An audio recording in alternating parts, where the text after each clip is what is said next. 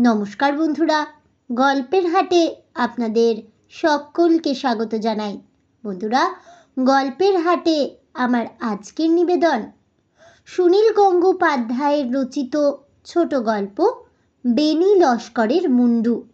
গল্পটি শুনে ভালো লাগলে অবশ্যই ভিডিওটি লাইক, কমেন্ট, শেয়ার আর আমার চ্যানেলটিকে সাবস্ক্রাইব করে দেবেন। তাহলে চলুন বন্ধুরা, গল্পটি শুরু করা যাক। গল্প পাঠে আমি বৈশালী, আর আপনারা শুনছেন আজকের গল্প বেনি লস্করের মুন্ডু। মুর্শিদাবাদ জেলায় চিংড়িপোতা নামে একটা ছোট্ট গ্রাম আছে। সেই গ্রামে 7-8টির বেশি পাকা বাড়ি নেই, স্কুল নেই, পোস্ট অফিস নেই। শুধু প্রতি শনিবার একটা হাট বসে। অনেক দূর দূর থেকে মানুষ আসে। সেই গ্রামের মানুষ অধিকাংশই গরিব, হিন্দু আর মুসলমান। কিছুই দেখার নেই গ্রামের। শুধু যেখানে হাট হয় তার মাঝখানে সাদা পাথরের তৈরি একটি মানুষের মূর্তি বসানো আছে। মূর্তিটি বেশ পুরনো, একজন বুড়ো মতন বাঙালি ভদ্রলোকের মূর্তি। চোগা চাপকান পরা, মুখখানা দুঃখী। মূর্তিটার পায়ের কাছে ইংরেজিতে কিছু লেখা ছিল। এখনো তো অস্পষ্ট যে বোঝাই যায় না। হাটে যে সমস্ত মানুষ আসে তারা কেউ জানে না মূর্তিটা কার। পুরনো দিনের কথা আমরা বড্ড তাড়াতাড়ি ভুলে যাই। গ্রামের যেসব ছেলেরা চায়ের দোকানে কিংবা নদীর ধারে আড্ডা মারে, তাদের জিজ্ঞেস করলেও বিশেষ কিছু বলতে পারে না। দু একজন ঠোঁট উল্টে বলে, শুনেছি লোকটা নাকি উকিল ছিল। গ্রামের খুব বুড়ো কয়েকজন শুধুই জানে ওই মূর্তিটার ইতিহাস। আমি একসময় মুর্শিদাবাদ জেলার গ্রামে পায়ে হেঁটে ঘুরেছিলাম। চিংড়িপোতা গ্রামের মধ্যে ঘুরতে ঘুরতে হঠাৎ খুব বৃষ্টি আসায় আমি দৌড়তে দৌড়তে গিয়ে একটা পাকা বাড়িতে আশ্রয় নিয়েছিলাম। সেই বাড়ির মালিক আব্দুল রব আমাকে খুবই খাতির যত্ন করেছিলেন, চমৎকার খাবার খাইয়েছিলেন। সে রাত্রিরে আমাকে আর আসতে দেননি, তার বদলে অনেক গল্প শুনিয়েছিলেন। সেইখানেই আমি বেনি মাধব লস্করের গল্প শুনি। সেই অনেক আগেকার কথা, তখন আমরা জন্মাইনি, আমাদের বাবারাও জন্মায়নি। আমাদের ঠাকুরদা দাদুরা তখন খুবই ছেলে মানুষ। সে সময় আমাদের দেশে পুরোপুরি ইংরেজ রাজত্ব। আমরা তখন প্রায় পরাধীন জাতি। রাস্তায় মাঠে সাহেবদের দেখলে এদেশের মানুষ ভয়ে দূরে সরে যায়। আদালত বিচারালয়ে বেশিরভাগ হাকিম আর বিচারকও ছিলেন সাহেব। মুর্শিদাবাদের একটি মহকুমা শহরের আদালতে একজন সামান্য মোক্তার ছিলেন এই বেনি মাধব লস্কর। তখনকার দিনে ছোট উকিলকে বলা হতো মোক্তার। লোক বলতো বাংলা জানা উকিল, কেননা আদালতে উকিল ম্যাজিস্ট্রেট সবাইকেই তো তখন ইংরেজিতে কথা বলতে হতো। মোক্তাররা বাংলা ইংরেজি মিলিয়ে কোনো রকমে কাজ চালিয়ে নিত। মুক্তার কথাটা আরবি শব্দ, ইংরেজিতে বলা হতো মুখটিয়ার। যাই হোক, সেই আদালতে 2-3 জন উকিল মুক্তার ছিল। তাদের মধ্যে বরদা রায় আর মোহন মোল্লার কাছেই বেশি মক্কেল আসত। বুড়ো বেনি মাধব লস্করের ভাগ্য ছিল খুবই খারাপ।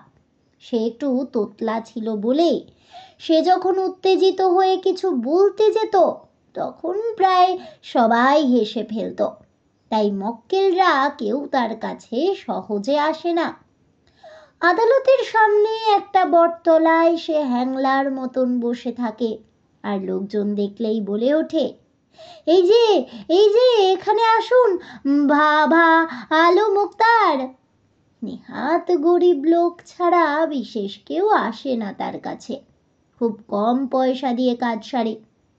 সারাদিনে বেণীমাধব লস্করের ৮ আনা ১ টাকার বেশি রোজগারও হয় না। বেণীমাধবের মুখে কেউ কখনোই হাসি দেখেনি, সবসময় গোমড়া মুখ। সেটা তার রোজগার কম বলেই আর তার মাথা ধরার অসুখ আছে বলেই সবসময় তার ভীষণই মাথা ধরে থাকে। তখন তো আর এত রকম মাথা ধরার ওষুধ বেরোয়নি যে টপ করে 2টো বড়ি খেয়ে নিলেই সেরে যাবে। নানা রকম কবিরাজি হাকিমি ওষুধ খেয়েও তার কিছুই কাজ হয়নি। মাঝে মাঝে তার যন্ত্রণা এত বাড়ে যে সে 2 হাত দিয়ে মাথাটা চেপে ধরে ছটফট করে। কিন্তু এই বেণীমাধব লস্করই একদিন সবার কাছে দারুণ কৌতূহলের বিষয় হয়ে দাঁড়ালো। ব্যাপারটা শুরু হলো এইভাবে। একদিন আদালতের টিফিনের সময় বেণীমাধব লস্কর বাইরের সেই বটতলায় বসে আছে মক্কেলের আশায়। মাথার ব্যথাটা খুব বেড়েছে, 2 হাত দিয়ে চেপে ধরে আছে মাথা। এই সময় একজন জোয়ান চেহারার মুসলমান তার সামনে এসে দাঁড়ালো। বলল, কর্তা, আমার একটা গরু চুরির মামলা আছে। বেণীমাধব উৎসাহিত হয়ে উঠে বলল, কি মামলা? বসো এখানে, ভালো করে বলো। লোকটি বলল, আমার দুধেলা গাই মুঙ্গলিকে পাচ্ছি না প্রায় 2 দিন ধরে। তাহের আলী সেটাকে চুরি করেছে, নিজের গোয়ালে ঢুকিয়ে রেখেছে। গ্রামের আর 5 জন দেখেছে। বেণীমাধব খাতা পেন্সিল বার করে কিছু লিখতে যাচ্ছিল। হঠাৎ লোকটির চোখের দিকে এক দৃষ্টিতে তাকিয়ে রইল। তার মাথার মধ্যে যেন চিড়িক করে উঠল, মুখখানা শুকিয়ে গেল। ভয় পেয়ে বলল, না বাপু, আমি তোমার মামলা নিতে পারবো না। লোকটি অবাক হয়ে বলল, কেন? আগে টাকা দিতে হবে। এই যে টাকা এনেছি। লোকটি তার কোমর থেকে একটা রূপোর টাকা বার করলো। বেণীমাধব সেটা ছুঁয়েও দেখল না। জিজ্ঞেস করলো, তোমার নাম কি রংজবালি? আজ্ঞে হ্যাঁ। তোমার গায়ের নাম কি পলাশধুবি? আজ্ঞে হ্যাঁ। আমি বাপু তোমার মামলা নিতে পারবো না, তুমি বাড়ি যাও। লোকটি রেগে উঠে বলল, কেন বাড়ি যাব কেন? অন্য উকিল মোক্তার নেই? ভীমরতি ধরেছে বুড়োর। আমার গরু চুরি গেছে, আমি তার জন্য মামলা করতে পারবো না। বেণীমাধব বলল, ভালো চাও তো বাড়ি যাও। লোকটি কি বুঝলো কে জানে, আর কথা বাড়ালো না। পেছন ফিরে হন হন করে হাঁটতে হাঁটতে রাস্তা দিয়ে চলে গেল। আশেপাশের 2-1 জন উকিল মোক্তার ব্যাপারটা লক্ষ্য করেছিল। তারা সবাই অবাক। বেণীমাধবের এমনি মক্কেল জোটে না, আর চকচকের উপর টাকা দেখেও সে মক্কেল ফিরিয়ে দিল। মোহন মোল্লা এসে জিজ্ঞেস করলো, কি হে বেণীবাবু, লোকটাকে একেবারে তাড়িয়ে দিলে, ব্যাপারটা কি? বেণীমাধব বলল, লোকটা ভালো না। আগে থেকে চিনতে লোকটাকে? না। তাহলে গরু চুরির মামলা নিয়ে এসেছে, লোকটা ভালো কি খারাপ তা দেখার দরকার কি? না হে মোল্লা সাহেব, একটা অদ্ভুত ব্যাপার হলো। লোকটাকে আগে থেকে চিনতাম না। কে যেন আমার মধ্যে বলল, পলাশধুবির রংজবালি, ওর মামলা নিও না। বটে বটে, এ যে তাজ্জব কথা। শুধু তাই নয়, লোকটার দিকে তাকিয়ে আমি আর একটা জিনিস দেখলাম, একখানা যেন ছবি দেখলাম। এই রংজবালি একখানা মস্ত বড় দা দিয়ে একটা 17-18 বছর বয়সের ছোকরার ঘাড়ে কোপ মারছে। মারতে মারতে তাকে মেরে ফেলল। এই লোকটা খুনি। মোহন মোল্লা হাসিতে ফেটে পড়ে বলল, আজকাল কি আফিং ধরেছ নাকি, না গাঁজা টাজা খাচ্ছ? বেণীমাধব অসহায়ভাবে বলল, না না, বিশ্বাস করো, সত্যি সত্যি দেখলাম। মোহন মোল্লা হাসতে হাসতে সবার কাছে এই গল্প করল। সবাই ভাবলো বুড়োর এবার মাথা খারাপ হয়েছে, জেগে জেগে স্বপ্ন দেখে। গল্পটা ছড়িয়ে পড়লো অনেকের মধ্যে।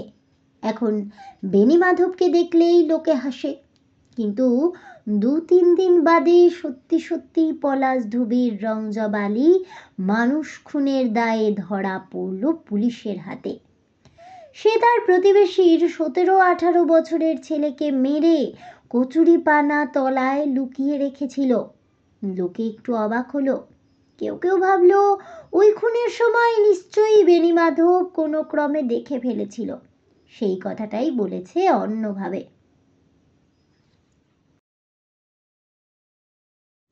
এর দিন 10 বাদে বেণীমাধব আরও একটা আশ্চর্য কাজ করে ফেলল। সেদিন আদালতে একটা বড় মামলা চলছিল। অনেকেই সেটা দেখতে এসেছে। শশধর কুণ্ডু বলে একটা লোক একসঙ্গে 3 জনকে খুন করেছে। আজ সেই শশধর কুণ্ডুর বিচারের শেষ দিন। নির্ঘাত তার ফাঁসি হবে। অন্য অনেকের সঙ্গে বেণীমাধবও শুনছিল এক কোণে বসে। হাতে তার কোনো কাজ নেই। মাথার যন্ত্রণাটা তার আজকে আবার বেড়েছে। 2 হাত দিয়ে শক্ত করে মাথা চেপে ধরে আছে। হঠাৎ সে চেঁচিয়ে উঠল, শশধর কুণ্ডু নির্দোষ, শশধর কুণ্ডু নির্দোষ। সবাই চমকে উঠল। আদালত চলার সময় এইরকম ভাবে চেঁচিয়ে ওঠা খুব বেআইনি। হাকিম হচ্ছেন চার্লস উইলবারফোর্স। ছোকরা বয়স, খুব রাগী। তিনি বললেন, সাইলেন্স। বেণীমাধব তবু বলল, শশধর নির্দোষ। হুজুর, ওকে ফাঁসি দেবেন না। হাকিম বললেন, সাইলেন্স। এই মুখটি আর কো নিকাল দেও। বেণীমাধব উঠে দাঁড়িয়ে বলল, ইয়োর অনার, আমাকে একদিন টাইম দিন। আমি জানি ও খুন করেনি। Shashadhar Kundu not guilty, your honour. তারপর সে দৌড়ে আসামির কাছে এসে বলল, তুমি আর একদিন সময় চাও, আমি তোমাকে বাঁচিয়ে দেব। খুন করেছে পুলিন সরকার, কি ঠিক কিনা? খুব হই হই হয়েছিল সেদিন। বেণীমাধব বলেছিল, শশধর কুণ্ডুর বন্ধু পুলিন সরকারই খুনগুলো করে বন্ধুর ঘাড়ে দোষ চাপিয়েছে। পুলিন সরকারের বাড়ির উঠোনে গাঁদা ফুল গাছতলায় মাটি খুঁড়লে রক্তমাখা ছুরি আর গয়নাপত্তর পাওয়া যাবে। সব ঠিকঠাক মিলে গেল। সেই মামলায় খুব নাম ছড়িয়ে গেল বেণীমাধবের। সবার মুখে মুখে তার কথা। বরদা রায় আর মোহন মোল্লার খুব হিংসে হলো। লোকেরা এখন মামলার জন্য বেণীমাধব লস্করের কাছেই আসে। কিন্তু বেণীমাধব সব মামলা নেয় না। আসামির মুখের দিকে এক দৃষ্টে তাকিয়ে থাকে অনেকক্ষণ। 2 হাতে নিজের মাথা চেপে ধরে, এদিক ওদিক ঝাঁকায়। তারপর এক সময় বলে, না বাপু, তোমার মামলা আমি নিতে পারবো না, তুমি অন্য রাস্তা দেখো। কিংবা কারুকে আবার বলে, তোমার মামলা আমি নেব, কোনো হাকিমের সাধ্য নেই তোমাকে শাস্তি দেয়। সত্যি সত্যি তার কথা মিলে যায়। যে মামলা সে নেয় না সেটা নির্ঘাত হার হয়। সে যে কটা মামলা নেয় প্রত্যেকটা জিতিয়ে দেয়। তার নাম রটে গেল হারা মামলার ধন্বন্তরী হিসেবে। সে নিজেও বাড়ির সামনে একটা সাইনবোর্ড ঝুলিয়ে দিল ঠিক ওই রকম, হারা মামলার ধন্বন্তরী। পছন্দ মতো হারা মামলা লইয়া থাকি। সাফল্যের গ্যারেন্টি 100%। ফিস 4 টাকা প্রতিদিন। দরদস্তুর নাই। পরপর কয়েকটা মামলা প্রায় অলৌকিকভাবে জিতে যাবার ফলে বেণীমাধবের নামে সম্ভব অসম্ভব অন্যরকম গল্প রটতে লাগলো। বেণীমাধবের রোজগার অনেক বেড়ে গেলেও তার এই সৌভাগ্য যে বেশি দিন থাকবে না তাও বোঝা যায়। তার মাথার মধ্যে সবসময় যখন তখন অসম্ভব যন্ত্রণা। প্রতিটি মামলার পর সে আরও বেশি অসুস্থ হয়ে পড়ে। তার আয়ু আর বেশি দিন নেই। এর মধ্যেই স্থানীয় জমিদার নন্দ রায়ের ছেলে মধু একটা মামলায় জড়িয়ে পড়ল। প্রজাদের সঙ্গে ঝগড়া বিবাদের সময় হঠাৎ গুলি চলে। 4 জন গরিব প্রজা মারা যায়। জমিদারের ছেলে মধু রায়ই গুলি চালিয়েছে। কিন্তু জমিদার বলছেন, গন্ডগোলের সময় মধু তল্লাটেই ছিল না। সে ছিল বহরমপুরে। তার অনেক সাক্ষ্য প্রমাণ রয়েছে। ডিস্ট্রিক্ট ম্যাজিস্ট্রেট খুব কড়া। তিনি মধু রায়ের নামে সমন জারি করেছেন। এই সব মামলায় বড় বড় উকিল ব্যারিস্টার লাগে। কিন্তু জমিদার মশাই বেণীমাধব লস্করকে ডাকাবার জন্য পালকি পাঠিয়ে দিলেন। বেণীমাধব তখন খুবই অসুস্থ, তবু জমিদারের ডাক এলে না গিয়ে উপায় নেই। পালকিতে যখন উঠতে যাচ্ছে তখন একজন বৃদ্ধ চাষি হাউমাউ করে কেঁদে এসে বলল, বাবু গো, তুমি ওই মামলা নিও না, দুশ্মনটা আমার ছেলেকে মেরেছে। বেণীমাধব বলল, আমি ন্যায়ের পক্ষে, অন্যায়ের পক্ষে যাবার ক্ষমতা আমার নেই, তাহলে আমি মরে যাব। জমিদার মশাই বেণীমাধবকে খাতির করে বসালেন। রূপোর গড়গড়ার নল তার হাতে তুলে দিয়ে বললেন, চিংড়িপোতা গাঁয়ের 50 বিঘে জমি আমি তোমার নামে লিখে দেব। শেষ বয়সে তুমি নিশ্চিন্ত হয়ে খেতে পারবে। বেণীমাধব জিজ্ঞেস করল, হুজুর, আমায় কি করতে হবে? জমিদার বললেন, শোনো, কতকগুলো গুন্ডা শ্রেণীর লোক আমার পাইক বরকন্দাজের আক্রমণ করে। আমার পাইকরা আত্মরক্ষার জন্য তাদের গুলি চালায়। তা সে মামলা আমি পরে চালাবো, কিন্তু বেটারা আমার ছেলে মধুর নামের সঙ্গে জড়িয়েছে। মধু তখন ছিল বহরমপুরে। সেখানকার 14 জন লোক, তার মধ্যে 2 জন উকিল, একজন পুলিশের লোকও আছে। তারা হলফ করে এর সাক্ষী দেবে। মধুর কোনোই হাত নেই এর মধ্যে, তার বিরুদ্ধে কোনো প্রমাণই নেই। বেণীমাধব বিনীতভাবে বলল, তাহলে তো হুজুর যে কোনো ভালো উকিলই এ মামলা জিতিয়ে দেবে, তা আমার মতন সামান্য মুক্তারকে ডেকেছেন কেন? জমিদার বললেন, তোমার সুনাম আছে যে তুমি যে সে মামলা নাও না। তুমি এই মামলা নিলে কেউ আর এর বিরুদ্ধে সাক্ষী দেওয়ার সাহস পাবে না, অন্য উকিলরাও তোমাকে ভয় পাবে। কিন্তু হুজুর, আসামিকে না দেখে আমি তো কিছু করতে পারি না। জমিদার রেগে উঠে বললেন, আসামি বলছো কাকে? আমার একমাত্র ছেলে, সে আসামি? তাকে দেখার তো দরকার নেই, আমি নিজেই তো সব বলছি তোমাকে। তাকে না দেখলে আমি কিছুই প্রমাণ করতে পারবো না, সে ক্ষমতা আমার নেই। তখন জমিদার ছেলেকে ডেকে আনা হলো। তাকে দেখেই বেণীমাধব নিজের মাথাটা শক্ত করে চেপে ধরল। তার চোখ দুটো বড় বড় হয়ে গেল। বেণীমাধব অজ্ঞান হয়ে পড়ে গেল মাটিতে। ব্যস্ত হয়ে উঠে জমিদারের লোকজন তাড়াতাড়ি জল এনে তার মাথায় ঢালল। একজন স্মেলিং সল্টের শিশি ধরল নাকের কাছে। বেণীমাধব আস্তে আস্তে উঠে বসল, তার 2 চোখ দিয়ে জল গড়াচ্ছে। হাত জোর করে বলল, হুজুর, আমাকে মাফ করুন, এই মামলা আমাকে নিতে বলবেন না। জমিদার চোখ রাঙিয়ে বললেন, কেন? আমার ক্ষমতা নেই, আমি পারবো না। তোমাকে আমি 500 টাকা দেব, 50 বিঘে জমি দেব, আমি পারবো না। 1000 টাকা? হুজুর, আমাকে ছেড়ে দিন। জমিদার তখন দারুণ রেগে গিয়ে বললেন, দেখো মুক্তার, এ মামলা তোমাকে নিতেই হবে, না হলে তোমার ঘর বাড়ি জ্বালিয়ে দেব, তোমাকে আমি শেষ করে দেব। জমিদার এমন ভয় দেখাতে লাগলেন যে রাজি না হয়ে উপায় রইল না বেণীমাধবের। একতারা মোহর হাতে নিয়ে বিমর্ষ মুখে বাড়ি ফিরে এলো। সেদিন রাত্রিরে একটা সাংঘাতিক কাণ্ড হলো। ঘুমের মধ্যে বিছানায় ছটফট করতে লাগলো বেণীমাধব। একবার এপাশ, আবার গড়িয়ে ওপাশ। কেউ যেন তাকে ধরতে চেষ্টা করছে, তাতে বেণীমাধব পালাতে চাইছে। বেণীমাধব সেই অবস্থায় চেঁচিয়ে বলতে লাগলো, ছেড়ে দে, ছেড়ে দে, ভুল করেছি, আর করব না। ছেলে মেয়ে বউ বেণীমাধবের বিছানা ঘিরে দাঁড়িয়েছে। বেণীমাধব কোনো রকমে উঠে বসে ছেলেকে বলল, শিগগির কাগজ কলম আন। ছেলে কাগজ আর খাগের কলম এনে দিল। বেণীমাধব তৎক্ষণাৎ জমিদারকে চিঠি লিখল যে সে তার ছেলের মামলা নিতে পারবে না, তার শরীর ভীষণ অসুস্থ, সে আর কোনোদিনই আদালতে যাবে না।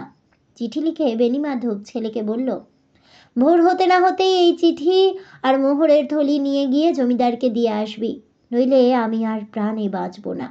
সকালবেলা এক ছেলে চলে গেল জমিদার বাড়িতে, আরেক ছেলে আদালতে গিয়ে খবর দিল বেণীমাধব মুক্তারি পেশা ছেড়ে দিচ্ছে। আজ থেকে সে গ্রামের বাড়িতে গিয়ে থাকবে, ধর্মকর্ম করবে। এরপর আবার অন্যরকম একটা ঘটনা শুরু হলো। সেদিন সন্ধেবেলা চার্লস উইলবার ফোর্সের পেয়াদা এসে খবর দিল যে হাকিম সাহেব বেণীমাধবকে ডেকে পাঠিয়েছেন। হাকিমের ডাক জমিদারের ডাকের চেয়েও বড়। বেণীমাধবের তখন জ্বরে গা পুড়ে যাচ্ছে, সেই অবস্থাতেই পালকি ভাড়া করে যেতে হলো। হাকিম সাহেবের বাংলোটি সুন্দরভাবে সাজানো গোছানো। সবাই জানে তিনি খুব কড়া মেজাজের মানুষ, কিন্তু বেণীমাধবের সঙ্গে সহজভাবে কথা বলতে লাগলেন। হাকিম বেশ বাংলা শিখেছেন। তিনি বললেন, মুক্তিয়ার, তুমি কাজ ছেড়ে দিচ্ছ কেন? বেণীমাধব বললেন, হুজুর, আমি আর বেশি দিন বাঁচব না, তাই গ্রামের বাড়িতে গিয়ে শেষ জীবনটা কাটাতে চাই। কি করে বুঝলে যে বাঁচবে না? সে আমি বুঝে গেছি, আমি জ্বরে ভুগছি। হাকিম সাহেব নিজে উঠে এসে বেণীমাধবের কপালে হাত দিয়ে জ্বর দেখলেন। তারপর দেরাজ থেকে কয়েকটা ওষুধ বার করে বললেন, এগুলো 3 ঘন্টা পর পর খেয়ে নিয়েও জ্বর সেরে যাবে। বেণীমাধব বললেন, জ্বর সেরে গেলেও আমি আর বাঁচব না। সাহেব এবার একটু হাসলেন। তারপর বললেন, মুক্তিয়ার, এ কথা কি সত্যি যে তুমি মানুষের মুখ দেখলেই বুঝতে পারো যে সে দোষী না নির্দোষ? বেণীমাধব চুপ করে রইল। সাহেব আবার বললেন, আমার পেশকার আমাকে এ কথা বলেছে, মুন্সি বলেছে, আরও অনেকেই এ কথা বলেছে। সমস্ত জেলার লোক এ কথা বিশ্বাস করে। ডিস্ট্রিক্ট ম্যাজিস্ট্রেট পর্যন্ত চিঠি লিখে আমার কাছে এ কথা জানতে চেয়েছে। হুজুর, আমি সামান্য লোক। আমি লক্ষ্য করেছি যে কটা মামলা তুমি নাও ঠিক ঠিক জিতে যাও। এর রহস্য কি? সব খুলে বলো, তোমার কোনো ভয় নেই।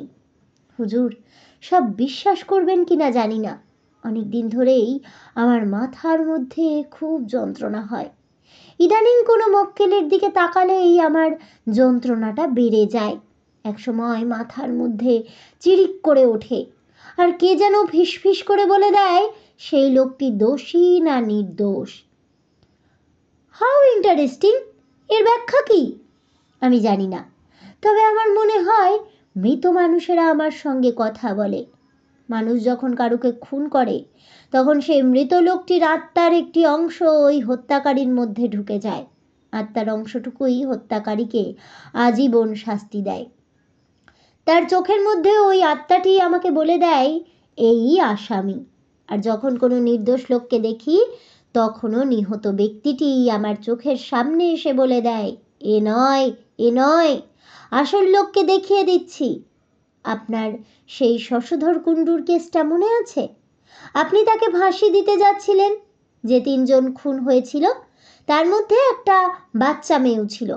আমি হঠাৎ দেখলাম সেই মেয়েটি আমার চোখের সামনে এসে বলছে, এ নয়, তুমি বলে দাও না, আমি আসল লোককে দেখিয়ে দিচ্ছি। তখনই আমি সব দেখতে পেলাম। তখন চেঁচিয়ে না উঠে আমার উপায় ছিল না। হাকিম বললেন, ফ্যান্টাস্টিক, এ কখনো হতে পারে? বেণীমাধব বলল, বিশ্বাস করা বা না করা আপনার ইচ্ছে, কিন্তু আমার এরকম হয়। আচ্ছা মুক্তিয়ার, একটা কথা বলো তো, তুমি যখন অপরাধী কে এ কথাটা বুঝতে পারো, তাহলে তো তুমি ইচ্ছে করলে সেই অপরাধীকেও বাঁচিয়ে দিতে পারো। তুমি যখন তার বিরুদ্ধে প্রমাণ সবই জানো, তাহলে সেগুলি সরিয়ে দিলেই তো আর কেউ তাকে ধরতে পারবে না। হুজুর, মাথার ওপরে ভগবান আছেন, তিনি একমাত্র জানেন আমি জেনে শুনে কোনোদিন অন্যায়ের পক্ষ নিইনি। তা যদি আমি করতাম, তাহলে যে সব মরা মানুষ আমার সঙ্গে এসে কথা বলে, তারা কি আমায় ছেড়ে দেবে? কালকেই তো। কালকে কি হয়েছে? বেণীমাধব একটু থতমত খেয়ে গেল। তারপর বলল, হুজুর, আপনি হাকিম, আপনার সামনে নামধাম বলা উচিত হবে না। কাল এক জায়গায় যেতে হয়েছিল আমাকে, একজনের মামলা নিতে হবে। যেই আমি তার দিকে তাকিয়েছি, দেখলাম কি 4 জন গরিব চাষির মূর্তি সেই লোকটিকে ঘিরে দাঁড়িয়ে আছে। সবাই তার দিকে আঙুল দেখিয়ে বলছে, এই খুনি। আমি আর সে মামলা নিতে রাজি হলাম না, কিন্তু সেই পক্ষ আমাকে ভয় দেখালো, জোর করে আমাকে সেই মামলা নিতে রাজি করালো। মাঝরাত্রে সেই 4 জন মরা লোক ঘিরে ধরলো আমাকে, ঘৃণার সঙ্গে বলতে লাগলো, তুমি আমাদের খুনিকে বাঁচাবে, সেই জন্যেই তো আমি মুক্তারি করাই আজ থেকে ছেড়ে দেব ঠিক করলাম। হাকিম সাহেব অবাক হয়ে খানিকক্ষণ তাকিয়েছিলেন।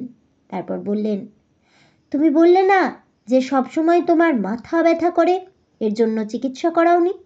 অনেক করিয়েছি, কিছুতেই সারে না। হাকিম উঠে দাঁড়িয়ে চিন্তিতভাবে পায়চারি করতে লাগলেন ঘরের মধ্যে। হঠাৎ ঘুরে দাঁড়িয়ে বললেন, মুক্তিয়ার, তোমার মুন্ডুটা আমার চাই। বেণীমাধব চমকে উঠে বলল, কি বললেন? তোমার মুন্ডুটা আমার চাই। বেণীমাধব হাঁ করে তাকিয়ে রইল। হাকিম বললেন, তুমি রোনাল্ড রসের নাম শুনেছ? মস্ত বড় ডাক্তার, কলকাতায় বসে। সে মশার পেট থেকে ম্যালেরিয়ার জীবাণু বার করেছে। সে আমার বন্ধু, তাকে আমি খবর পাঠাচ্ছি। আগে তিনি এসে কি করবেন? শোনো, আমরা খ্রিস্টান, আমরা মানুষের মৃত্যুর পর আত্মার ঘুরে বেড়ানো কিংবা মরা মানুষ এসে কথা বলে যাওয়ায় বিশ্বাস করি না। তোমার কেসটা খুব সম্ভবত প্যাথোলজিক্যাল। তোমার মাথার গড়নের মধ্যে নিশ্চয়ই এমন কিছু আছে যে জন্যে তুমি এসব কল্পনা করো। সেটা পরীক্ষা করে দেখতে হবে। তোমার মৃত্যুর পর তোমার মাথাটা কেটে ছিঁড়ে দেখতে হবে। হুজুর, হে কি বলছেন? ভয় পাচ্ছ? তুমি মরে গেলে তো আর তোমার ব্যথা করবে না। ভয় কি? হুজুর, আমরা হিন্দু, মৃত্যুর পর আমাদের সব দাহ না করলে আত্মা ওই তো দেহটা পুড়িয়েই তো নষ্ট করবে। তার চেয়ে বিজ্ঞানের উপকারের জন্যে দিয়ে দাও। এর থেকে বিজ্ঞানের কোনো রহস্য বেরিয়ে যেতে পারে, তোমাকে দিতেই হবে। বেণীমাধব সেদিন কাঁপতে কাঁপতে বাড়ি ফিরল। এ কি সাংঘাতিক কথা! সাহেব তার মুন্ডু কেটে নিতে চায়। এই সাহেব যা গোয়ার, জ্যান্ত অবস্থাতেই কেটে নিয়ে যাবে কি না কে জানে। ভগবান এ কি করলে! সেদিন থেকে সাহেবের পেয়াদারা বাড়ি পাহারা দিতে লাগলো। দুদিন বাদেই বেণীমাধব একেবারে শয্যাশায়ী, মড়ো মড়ো অবস্থা।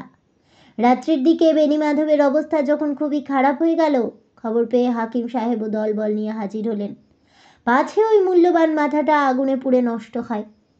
এদিকে খবরও রটে গেছে যে সাহেব বেণীমাধবের দেহ পোড়াতে দেবে না। ম্লেচ্ছ ডাক্তাররা শরীরটা নিয়ে কাটা ছেঁড়া করবে। স্থানীয় হিন্দুরা খুব রেগে গেল। এটা তাদের ধর্মের অপমান।